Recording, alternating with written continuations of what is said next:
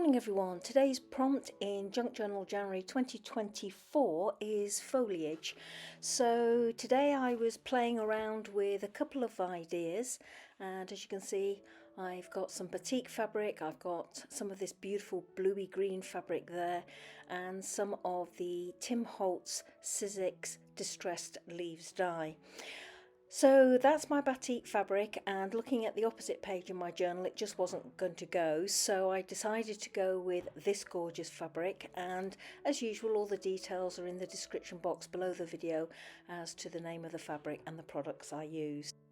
So I have here a piece of Bonder web which is double-sided, and I just iron that onto my fabric on the reverse. I'm just peeling away a portion of the backing just to show you that it's ironed on.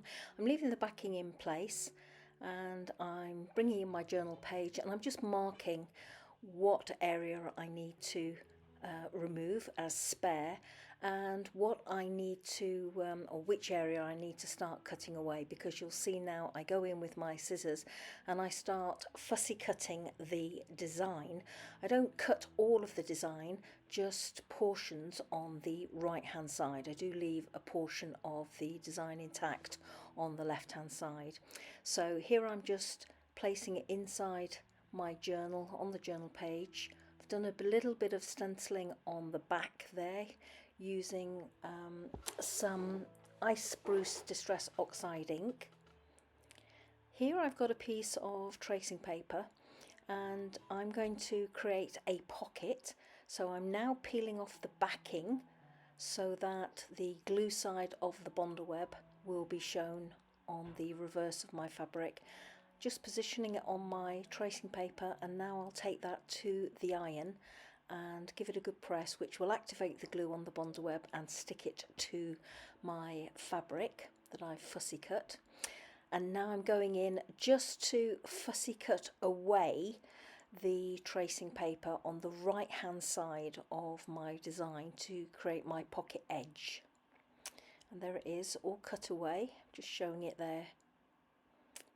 And again placing it on my background, and that ice spruce is a perfect match for the colour of my fabric.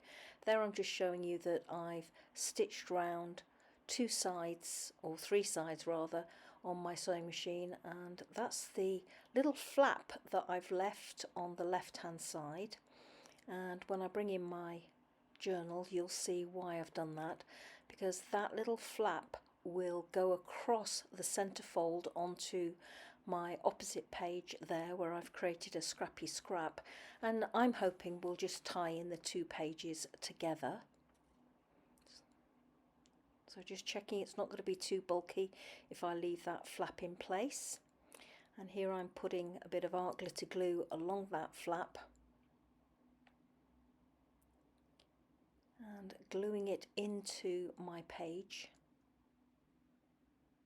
or into my journal, just smoothing down with my bone folder where I've taken that little flap of fabric over onto the left hand page, burnishing the crease. That flap has a nice frayed edge which softens the transition over onto the left hand page, but I want to make the two pages a little bit more cohesive by adding a few extra little offcuts of my fussy cutting. So here I'm playing with one just over the crease of the page, just seeing where I like it best. And in a minute you'll see me go in with my art glitter glue and just adhere one or two of those spare pieces of fussy cut fabric down onto the left hand page. And yep, here I am with my glue. And it was a lovely experience actually, just gluing those down randomly, and I think it adds just that little bit of cohesion to the pages. The colour theme on both pages worked really well, as did the ice spruce that I used through the stencil on the background of my pocket, or for the background of my pocket rather. And there we go everybody, a very easy page, but I like the overall effect and I really liked how the colour scheme worked. And there I've got my bone folder in behind the vellum pocket. So once again, thank you so much for joining me today and watching me create that very simple pocket. I hope you'll join me for the next prompt in this Junk Journal January 2024 series. Until then, take care. Bye bye now.